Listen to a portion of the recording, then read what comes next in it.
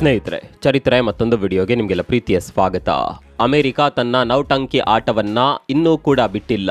ಬಿಸಿ ಮುಟ್ಟಿದ ಮೇಲೆ ಸೋಷಿಯಲ್ ಮೀಡಿಯಾದಲ್ಲಿ ಭಾರತ ನಮ್ಮ ಫ್ರೆಂಡ್, ಮೋದಿ ನನ್ನ ಫ್ರೆಂಡ್ ಅಂತ ಹೊಸ ವರಸೆ ತೆಗಿತಾ ಇರುವ ಟ್ರಂಪ್ ಹಿಂದೆ ಮಾತ್ರ ಬೇರೆಯದ್ದೇ ಆಟ ಆಡ್ತಾ ಇದ್ದಾರೆ. ಭಾರತವನ್ನ ಹೇಗಾದರೂ ಮಾಡಿ ಬೀಳಿಸಬೇಕು ಅಂತ ಷಡ್ಯಂತ್ರ ಮಾಡ್ತಾ ಇದ್ದಾರೆ. ಆ ಷಡ್ಯಂತ್ರದ ಭಾಗವಾಗಿ ಈಗ G7 ದೇಶಗಳಿಗೆ ಅಮೆರಿಕ ಒತ್ತಡ ಹಾಕೋದಕ್ಕೆ ಶುರು ಮಾಡಿದೆ. ನೀವು ಕೂಡ ಭಾರತದ ಮೇಲೆ ನಿರ್ಬಂಧ ವಿಧಿಸಬೇಕು ಅಂತ G7 ದೇಶಗಳಿಗೆ ಅಮೆರಿಕ ಒತ್ತಾಯ ಮಾಡ್ತಾ ಇದೆ. ಸ್ನೇಹಿತರೆ, ಇಲ್ಲಿ G7 ಅಂದ್ರೆ ಒಂದು ದೇಶ ಅಂತ ಅಂದುಕೊಳ್ಳಬೇಡಿ. ಇದರಲ್ಲಿ ಒಟ್ಟು 7 ದೇಶಗಳು ಬರ್ತಾವೆ. ಅದು ಕೂಡ ಬಲಿಷ್ಠ ದೇಶಗಳು.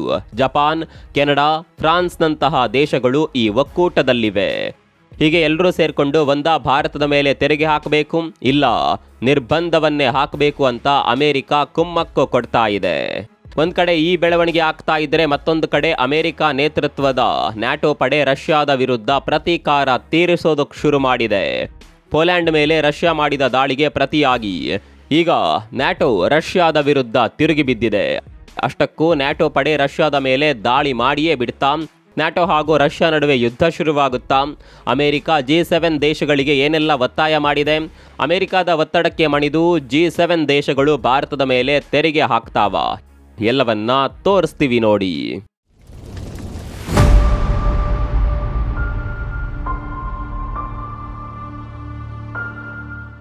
ಅಮೆರಿಕ ಏನೇ ಮಾಡಿದ್ರೂ ಅದರ ಪರಿಣಾಮ ಭಾರತದ ಮೇಲೆ ದೊಡ್ಡ ಮಟ್ಟಿಗೆ ಆಗಿಯೇ ಇಲ್ಲ.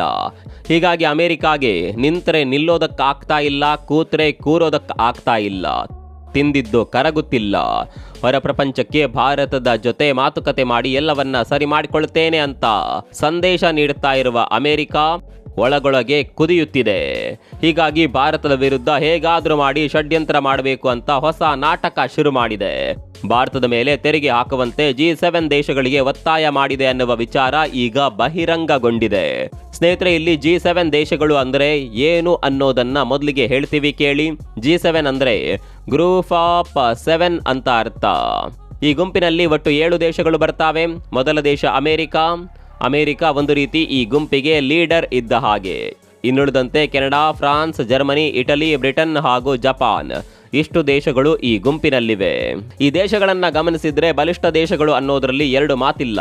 ಅಮೆರಿಕದ ಜೊತೆ ಈ ಎಲ್ಲಾ ದೇಶಗಳು ಭಾರತದ ಮೇಲೆ ತೆರಿಗೆ ಹಾಕಿಬಿಟ್ರೆ ಅಲ್ಲಿಗೆ ಭಾರತಕ್ಕೆ ತುಂಬಾನೇ ತೊಂದರೆ ಆಗುತ್ತೆ. ಇದೇ ಉದ್ದೇಶದಿಂದ ಈಗ ಅಮೆರಿಕ ತನ್ನ ಜೊತೆ ಗುರುತಿಸಿಕೊಂಡಿರುವ ಈ ದೇಶಗಳ ಮೇಲೆ ಒತ್ತಡ ಹಾಕ್ತಾ ಇದೆ. ಇಲ್ಲಿ ಅಮೆರಿಕ ಒಳ್ಳೆಯ ಸಮಯವನ್ನ ನೋಡಿಕೊಂಡು ತನ್ನ ಜೊತೆ ಇರುವ ದೇಶಗಳ ಕಿವಿ ತುಂಬುತ್ತಿದೆ. ರಷ್ಯಾ ಈಗಾಗಲೇ ಪೋಲ್ಯಾಂಡ್ ಮೇಲೆ ಅಟ್ಯಾಕ್ ಮಾಡಿದೆ. ಮುಂದಿನ ದಿನಗಳಲ್ಲಿ ನಿಮ್ಮ ಮೇಲೆ ಕೂಡ ದಾಳಿ ಮಾಡಬಹುದು. ಹೀಗಾಗಿ ನಾವು ಈಗಲೇ ಎಚ್ಚೆತ್ತುಕೊಳ್ಳಬೇಕು. ರಷ್ಯಾದ ಜೊತೆ ಹೆಚ್ಚು ತೈಲ ವ್ಯಾಪಾರ ಮಾಡ್ತಾ ಇರುವ ಭಾರತದ ಮೇಲೆ ನೀವು ಕೂಡ ತೆರಿಗೆ ಹಾಕಿ ಅಂತ ಅಮೆರಿಕ ನೇರವಾಗಿ G7 ದೇಶಗಳಿಗೆ ಹೇಳಿಬಿಟ್ಟಿದೆ. ಎಂತಹ ಸಮಯವನ್ನ ಅಮೆರಿಕ ಬಳಸ್ಕೊಂಡಿದೆ ನೋಡಿ. ರಷ್ಯಾ ನಿಮ್ಮ ಮೇಲೆ ಕೂಡ ದಾಳಿ ಮಾಡುವ ದಿನ ಬರಬಹುದು ಅಂತ ಬ್ಲ್ಯಾಕ್ ಮೇಲ್ ತಂತ್ರವನ್ನ ಅಮೆರಿಕ ಇಲ್ಲಿ ಬಳಸ್ಕೊಂಡು ಭಾರತವನ್ನ ಟಾರ್ಗೆಟ್ ಮಾಡಿದೆ. ಒಂದ್ ವೇಳೆ ಅಮೆರಿಕದ ಮಾತು ಕೇಳಿಕೊಂಡು G7 ದೇಶಗಳು ಕೂಡ ಭಾರತವನ್ನ ಟಾರ್ಗೆಟ್ ಮಾಡಿಬಿಟ್ರೆ ಭಾರತದ ಮೇಲೆ ದೊಡ್ಡ ಮಟ್ಟದ ಪರಿಣಾಮ ಆಗುತ್ತೆ ಅನ್ನೋದನ್ನ ಕೂಡ ನಾವು ಒಪ್ಕೊಳ್ಬೇಕು. ಹೀಗಾಗಿ ಇದನ್ನ ಭಾರತ ಹೇಗೆ ಎದುರಿಸುತ್ತೆ ಅನ್ನೋದು ತುಂಬಾನೇ ಇಂಪಾರ್ಟೆಂಟ್. ಅಮೆರಿಕ ಏನೇ ಮಾಡಿದ್ರೂ ಭಾರತ ಅದನ್ನ ಇಲ್ಲಿವರೆಗೆ ದಿಟ್ಟವಾಗಿಯೇ ಎದುರಿಸ್ತಾ ಬರ್ತಾ ಇದೆ. ಮುಂದೆ ಕೂಡ ಭಾರತ ಅಮೆರಿಕದ ಈ ಷಡ್ಯಂತ್ರಕ್ಕೆ ಸರಿಯಾದ ತಿರುಗೇಟನ್ನೇ ಕೊಡುತ್ತೆ. ಇಲ್ಲಿ ಭಾರತಕ್ಕೆ ಒಂದು ದಾರಿ ಇದೆ. ಅಮೆರಿಕದ ಒತ್ತಡಕ್ಕೆ ಮಣಿದು ಬೇರೆ ಯಾವ ದೇಶಗಳು ಭಾರತದ ಮೇಲೆ ತೆರಿಗೆ ಹಾಕಿದ್ರು ಭಾರತ ಟೆನ್ಷನ್ ಮಾಡಿಕೊಳ್ಳೋದಿಲ್ಲ. ಆದರೆ ಯುರೋಪಿಯನ್ ಯೂನಿಯನ್ ಭಾರತದ ಮೇಲೆ ತೆರಿಗೆ ಹಾಕದಂತೆ ನೋಡಿಕೊಳ್ಳಬೇಕು. ಯಾಕಂದ್ರೆ ಅಮೆರಿಕದ ನಂತರ ಭಾರತ ಅತಿ ಹೆಚ್ಚು ವ್ಯಾಪಾರ ಮಾಡೋದು ಯುರೋಪಿಯನ್ ಯೂನಿಯನ್ ಜೊತೆ. ಹೀಗಾಗಿ ಯುರೋಪ್ ದೇಶಗಳು ಸೇರ್ಕೊಂಡು ಭಾರತದ ಮೇಲೆ ತೆರಿಗೆ ಹಾಕಿದ್ರೆ ಅದರಿಂದ ಭಾರತಕ್ಕೆ ತೊಂದರೆ ಆಗುತ್ತೆ. ಹೀಗಾಗಿ ಯುರೋಪಿಯನ್ ಯೂನಿಯನ್ ಜೊತೆ ಭಾರತ ಹೇಗಾದರೂ ಮಾಡಿ ಮಾತುಕತೆ ಮಾಡಬೇಕು. ಅಮೆರಿಕದ ಒತ್ತಡಕ್ಕೆ ಮಣಿಯದಂತೆ ನೋಡಿಕೊಳ್ಳಬೇಕು. ಸದ್ಯದ ಮಟ್ಟಿಗೆ ಭಾರತಕ್ಕೆ ಯುರೋಪಿಯನ್ ಯೂನಿಯನ್ ಬಗ್ಗೆ ಅಷ್ಟೊಂದು ಭಯ ಇಲ್ಲ. ಕಾರಣ ಯುರೋಪಿಯನ್ ಯೂನಿಯನ್ ಲೀಡರ್ ರೀತಿ ಇರುವ ದೇಶಗಳಾದ ಫ್ರಾನ್ಸ್ ಹಾಗೂ ಜರ್ಮನಿ ಜೊತೆ ಭಾರತದ ಸಂಬಂಧ ತುಂಬಾನೇ ಚೆನ್ನಾಗಿದೆ. ಫ್ರಾನ್ಸ್ ಭಾರತದ ಜೊತೆ ರಫೇಲ್ ಡೀಲ್ ಅನ್ನ ಮಾಡಿಕೊಂಡಿದೆ. ಮತ್ತೊಂದು ಕಡೆ ಜರ್ಮನಿಯ ಜೊತೆ ಭಾರತದ ಸಂಬಂಧ ಚೆನ್ನಾಗಿದೆ. ಹೀಗಾಗಿ ಅಮೆರಿಕ ಏನೇ ಮಾಡಿದ್ರೂ ಈ ಎರಡು ದೇಶಗಳು ಅದಕ್ಕೆ ಒಪ್ಕೊಳ್ಳೋದಿಲ್ಲ. ಈ ಎರಡು ದೇಶಗಳು ಒಪ್ಕೊಂಡಿಲ್ಲ ಅಂದರೆ ಯುರೋಪಿಯನ್ ಯೂನಿಯನ್ನ ಬೇರೆ ದೇಶಗಳಿಗೆ ಏನೇನು ಮಾಡೋದಕ್ಕೆ ಆಗೋದಿಲ್ಲ. ಆ ಧೈರ್ಯದಲ್ಲಿ ಭಾರತ ಇದೆ. ಯುರೋಪಿಯನ್ ಯೂನಿಯನ್ನಲ್ಲಿ ಫ್ರಾನ್ಸ್ ಹಾಗೂ ಜರ್ಮನಿ ನಿರ್ಣಾಯಕ ಪಾತ್ರವನ್ನು ವಹಿಸುತ್ತವೆ. ಅದರಲ್ಲೂ ಫ್ರಾನ್ಸ್ನ ಜೊತೆ ಭಾರತ ಬರೋಬ್ಬರಿ 2 ಲಕ್ಷ ಕೋಟಿಯ ಡೀಲನ್ನು ಮಾಡೋದಕ್ಕೆ ಹೊರಟಿದೆ. ಹೀಗೆ ಇಷ್ಟು ದೊಡ್ಡ ಒಪ್ಪಂದ ಮುಂದೆ ಇರುವಾಗ ಫ್ರಾನ್ಸ್ ಭಾರತವನ್ನು ಎದುರು ಹಾಕೊಳ್ಳೋದಕ್ಕೆ ಸಾಧ್ಯವೇ ಇಲ್ಲ. ಮತ್ತೊಂದು ಕಡೆಯಲ್ಲಿ ಭಾರತದ ಬ್ರಿಕ್ಸ್ ಒಕ್ಕೂಟ ಕೂಡ ಬಲಿಷ್ಠವಾಗಿಯೇ ಇದೆ. ಒಂದು ವೇಳೆ G7 ದೇಶಗಳು ಭಾರತವನ್ನ, ರಷ್ಯಾವನ್ನ ಹಾಗೂ ಚೀನಾವನ್ನ ಟಾರ್ಗೆಟ್ ಮಾಡಿದ್ರೆ ಮುಂದೆ ಬ್ರಿಕ್ಸ್ ದೇಶಗಳ ಆಟ ಶುರುವಾಗುತ್ತೆ. ಅಲ್ಲಿಗೆ ಅಮೆರಿಕದ ಕತೆಯೇ ಮುಗಿಯುತ್ತೆ. G7 ದೇಶಗಳ ಕತೆಯೂ ಮುಗಿಯುತ್ತೆ. ಹೀಗಾಗಿ ಅಮೆರಿಕ ಫ್ರಸ್ಟ್ರೇಷನ್ನಲ್ಲಿ ಏನೇ ಹೇಳಿದ್ರು ಅದನ್ನ ಕೇಳುವ ಜಾಯಮಾನದಲ್ಲಿ ಉಳಿದ ದೇಶಗಳು ಇಲ್ಲ. ಆದರೆ ಪರಿಸ್ಥಿತಿ ಯಾವಾಗ ಬೇಕಾದರೂ ಬದಲಾಗಬಹುದು. ಅಮೆರಿಕ ಬೆದರಿಕೆ ಹಾಕಿ ಏನ್ ಬೇಕಾದರೂ ಮಾಡಬಹುದು. ಹೀಗಾಗಿ ಭಾರತ ಎಲ್ಲವನ್ನ ಕೂಡ ಎದುರಿಸೋದಕ್ಕೆ ಸಿದ್ಧವಾಗಿರಬೇಕು. ಹೀಗೆ ಒಂದು ಕಡೆಯಲ್ಲಿ ಈ ಬೆಳವಣಿಗೆ ಆಗ್ತಾ ಇದ್ರೆ ಮತ್ತೊಂದು ಕಡೆಯಲ್ಲಿ ಪೋಲ್ಯಾಂಡ್ ಮೇಲೆ ರಷ್ಯಾ ಮಾಡಿರುವ ದಾಳಿ ನ್ಯಾಟೋ ಪಡೆಯನ್ನ ಕುದಿಯುವಂತೆ ಮಾಡಿದೆ. ಈ ಬಾರಿ ನ್ಯಾಟೋ ಪಡೆ ಸುಮ್ಮನೆ ಕೂತಿಲ್ಲ. ರಷ್ಯಾಗೆ ಸರಿಯಾದ ತಿರುಗೇಟು ಕೊಡಲೇಬೇಕು ಅಂತ ಜಿದ್ದಿಗೆ ಬಿದ್ದಿದೆ. ಸದ್ಯ ರಷ್ಯಾ ವಿರುದ್ಧ ಈಸ್ಟರ್ನ್ ಸೆಂಟ್ರಿ ಆಪರೇಷನ್ ಶುರು ಮಾಡಿದೆ. ನ್ಯಾಟೋದಲ್ಲಿ ಒಂದು ರೂಲ್ಸ್ ಇರುವ ಬಗ್ಗೆ ನಾವು ಈ ಹಿಂದಿನ ವಿಡಿಯೋದಲ್ಲೇ ಹೇಳಿದ್ದೇವೆ. ನ್ಯಾಟೋ ಸಂಘಟನೆಯಲ್ಲಿರುವ ಒಂದು ದೇಶದ ಮೇಲೆ ದಾಳಿಯಾದರೆ ಅದು ಎಲ್ಲಾ ದೇಶದ ಮೇಲೆ ದಾಳಿಯಾದಂತೆಯೇ ಅರ್ಥ. ಆ ಸಂದರ್ಭದಲ್ಲಿ ಒಂದು ವೇಳೆ ಎಲ್ಲಾ ದೇಶಗಳು ಒಟ್ಟಿಗೆ ನಿಂತು ಹೋರಾಟ ಮಾಡಬೇಕು ಅಥವಾ ಪ್ರತಿ ದಾಳಿ ಮಾಡಬೇಕು.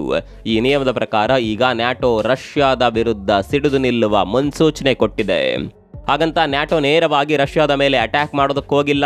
ಇಲ್ಲಿ ಅಟ್ಯಾಕ್ ಮಾಡುವ ಬದಲು ಡಿಫೆನ್ಸ್ ಮಾಡೋದಕ್ಕೆ ಹೊರಟಿದೆ ನ್ಯಾಟೋ. ಹಾಗಾದ್ರೆ ನೀವು ಕೇಳಬಹುದು, ಈಸ್ಟರ್ನ್ ಸೆಂಟ್ರಿ ಆಪರೇಷನ್ ಅಂದ್ರೆ ಏನು? ಇಲ್ಲಿ ಈಸ್ಟರ್ನ್ ಭಾಗದಲ್ಲಿರುವ ಅಂದ್ರೆ ರಷ್ಯಾಗೆ ಹತ್ರ ಇರುವ ನ್ಯಾಟೋ ದೇಶಗಳಿಗೆ ರಕ್ಷಣೆ ಕೊಡೋದು ಈ ಆಪರೇಷನ್ನ ಪ್ರಮುಖ ಉದ್ದೇಶ. ಈ ಆಪರೇಷನ್ನ ಮೂಲಕ ರಷ್ಯಾವನ್ನ ನ್ಯಾಟೋದ ಗಡಿಯಲ್ಲೇ ತಡೆದು ನಿಲ್ಲಿಸುವ ಪ್ರಯತ್ನ ಮಾಡಲಾಗಿದೆ. ಮಿಸೈಲ್ ಡಿಫೆನ್ಸ್ ಸಿಸ್ಟಮ್ಗಳನ್ನ ನಿಯೋಜನೆ ಮಾಡಲಾಗಿದೆ. ಒಂದು ವೇಳೆ ಇದನ್ನ ಕೂಡ ಮೀರಿ ರಷ್ಯಾ ನ್ಯಾಟೋ ದೇಶಗಳನ್ನ ಟಾರ್ಗೆಟ್ ಮಾಡಿದ್ರೆ ಮುಂದೆ ಪೂರ್ಣ ಪ್ರಮಾಣದ ಯುದ್ಧವೇ ಶುರುವಾಗಿ ಬಿಡಬಹುದು.